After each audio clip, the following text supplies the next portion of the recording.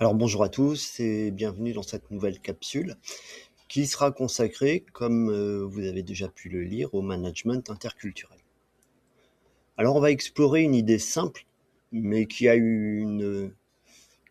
des conséquences lourdes, hein, la façon dont nous travaillons, dont nous concevons le temps, l'autorité, la réussite professionnelle ou encore le conflit n'a rien d'universel. Ce sont des constructions culturelles qui sont de surcroît largement invisibles à ceux qui les portent et les véhiculent.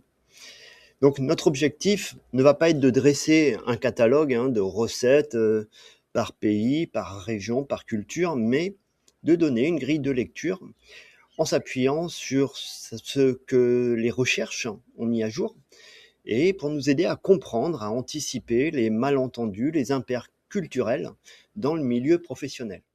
Alors, comme fil rouge, j'ai choisi de nous intéresser plus spécifiquement aux cultures du Pacifique Sud, la Polynésie, la Mélanésie et le monde océanien plus généralement, pour plusieurs raisons. D'une part parce que ça nous intéresse directement et d'autre part parce que les écarts sont particulièrement intéressants avec les standards du management qui est davantage d'origine occidentale. Comme fil rouge, déjà poser l'enjeu. Pourquoi se former, pourquoi se sensibiliser au management interculturel?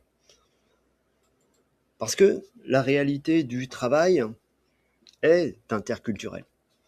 Que ce soit ici ou ailleurs, le travail a changé, les équipes sont internationales, on a du télétravail, il est transfrontalier, il y a des fusions de grands groupes, des expatriations dans nos territoires, des collectifs finalement où vont se côtoyer des agents locaux et métropolitains ou venus d'ailleurs. Or, la culture fonctionne comme un système d'évidence partagée. Elle est invisible tant qu'on reste entre soi. Et brutalement, elle va devenir visible au moment de la rencontre avec une autre culture. Le point crucial, c'est qu'un même comportement managérial change radicalement de sens selon le contexte.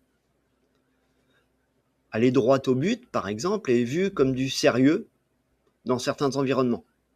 Dans d'autres environnements, aller droit au but sera perçu comme une brutalité à l'égard des autres. Saluer longuement, prendre des nouvelles de la famille avant de parler travail, c'est du temps perdu pour les uns. Pour d'autres, ce sera la condition sine qua non à la mise en place d'une confiance pour établir la relation. Notre démarche va tenir en 3 temps. Observer sans juger, comprendre la logique sous-jacente, puis adapter nos pratiques à ce que l'on aura observé. Il faut sans cesse résister à la tentation du stéréotype sur laquelle on reviendra un petit peu plus tard. Alors l'exemple à droite est volontairement banal. Un délai annoncé sans un rituel relationnel peut faire dérailler toute une collaboration dans les cultures du Pacifique Sud.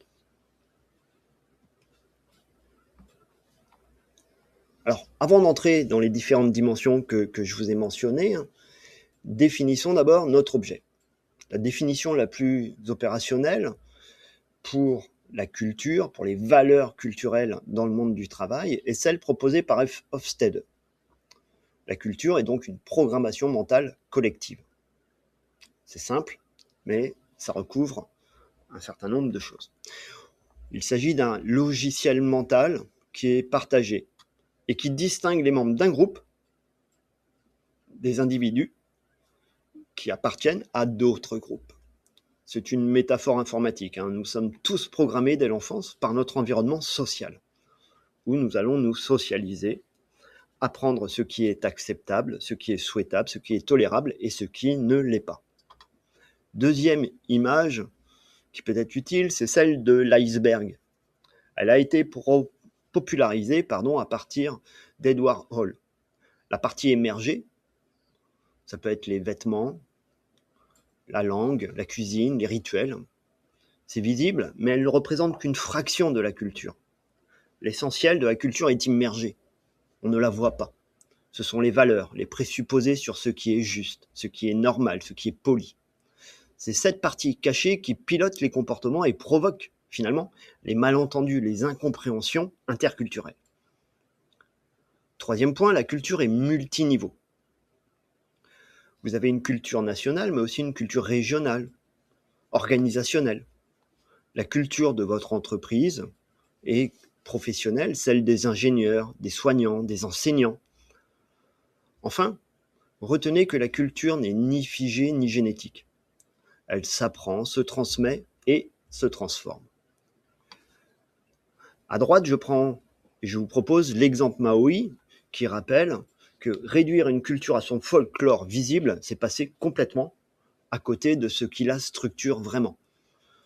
On accorde de l'importance au signifiant, à ce que l'on voit, ce que l'on entend, au détriment du signifié, tout ce qui est derrière.